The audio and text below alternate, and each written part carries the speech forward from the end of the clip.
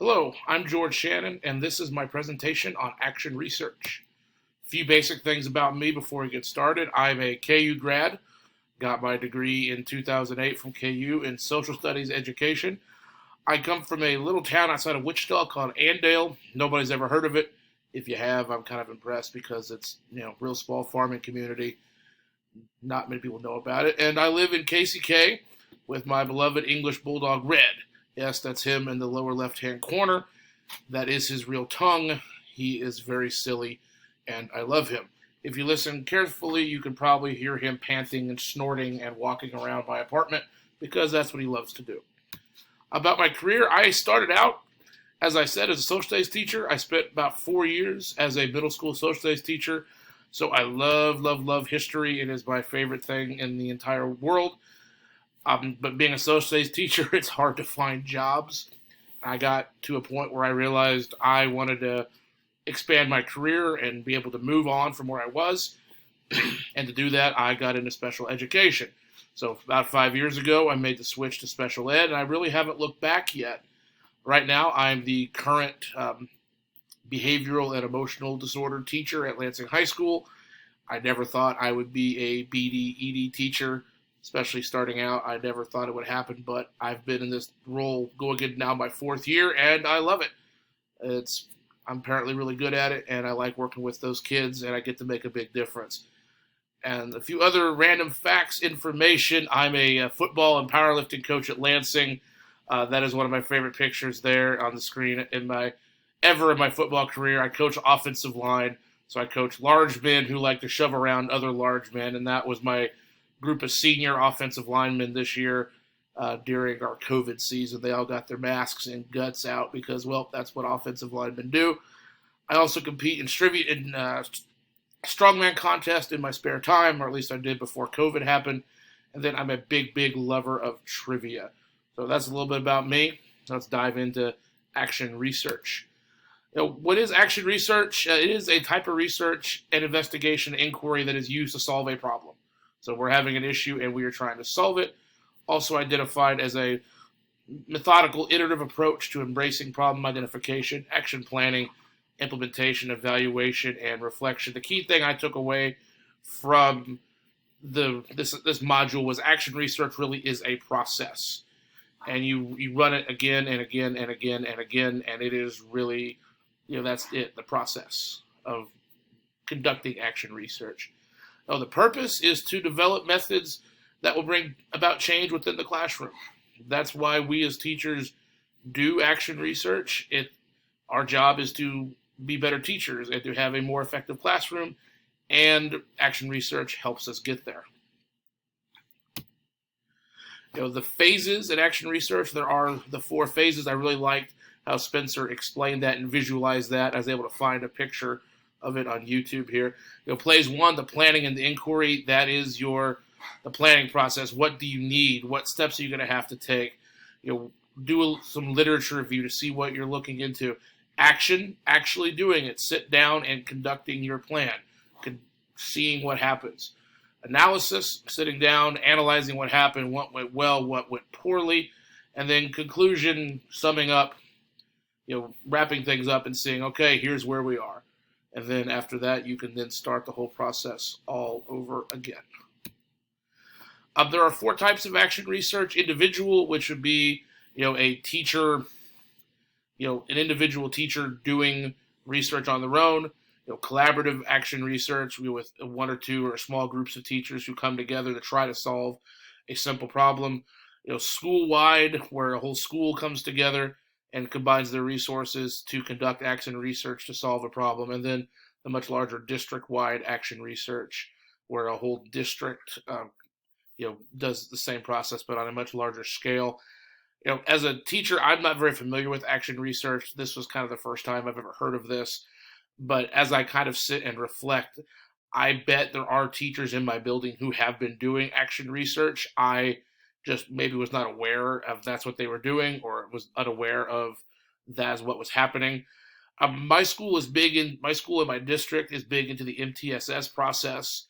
We started implementing that a couple of years ago, and that has been a school and a district-wide, effort. I'm not sure how that fits in with action research. As kind of I said, I'm still learning about this. This is my first exposure to it. But those are the 4 types of action research. The goals of action research is pretty simple: improve best practices, provide professional growth and development, and also gain a deeper understanding of the topic being researched. That is what we're trying to do: improve our teaching and understand things better in our classrooms. Action research versus traditional research. I really liked how Spencer put this. Traditional research typically is you ask a question, you sit back, you collect data, and you just watch. Action research, dynamic, innovative, and tied directly to your classroom. The way Spencer puts that, I thought was just an excellent summation of what action research is. It is an involved and engaging process. And you have to be, you are taking an active part. The teacher is not just sitting back and collecting data, taking notes, seeing what happens. They are involved, getting down in the mud, so to speak, and taking an active part in what is happening with this research. Common problems, the ones that stuck out to me, is some of the ethical issues. It's just my personal thing. I'm always interested in, ethical decision making and how, we make decisions ethically. But time management, especially with regard to ethical issues, action research, there's a lot of steps to it. There's a lot of moving parts. And sometimes those ethical issues can get lost in the flurry of activity. And also, especially as a special ed teacher, we have an obligation to ensure privacy and anonymity of our children and our students because of them being special ed students especially. And just making sure that the data and information we present out to people does maintain the confidentiality and privacy of our students and the people involved.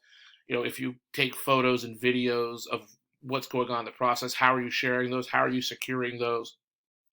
How are you giving good information about the study and what you did, but without revealing too much about the students?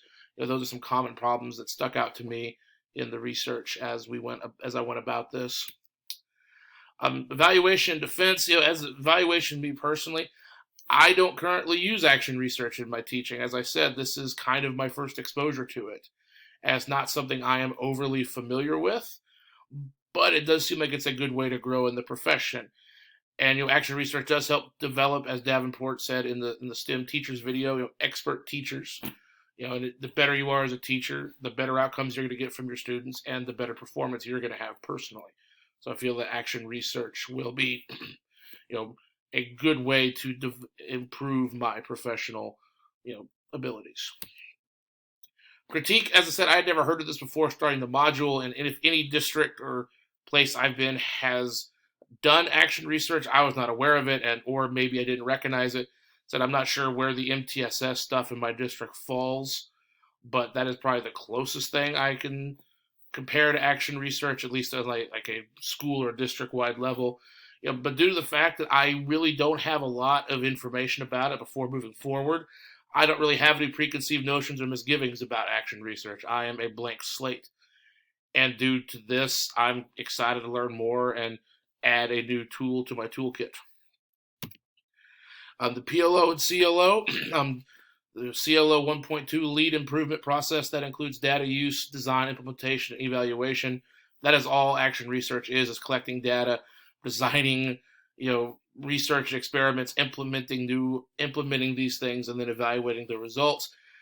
Evaluate, develop, and implement high quality technology-rich curricula programs and other supports for academic and non-academic student programs.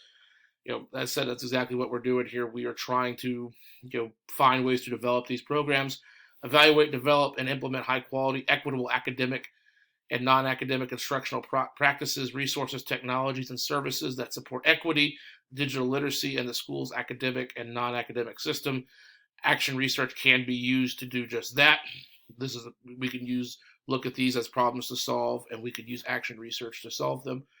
Evaluate, develop, implement, and implement formal and informal, culturally responsive and accessible assessments that support data-informed instruction, improvement, and the student learning and well-being.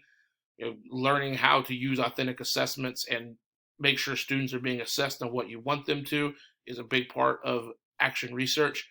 Collaboratively develop, evaluate, develop, and implement schools' curriculum, instruction, technology, data systems, assessment practices in a coherent, equitable, and systematic manner.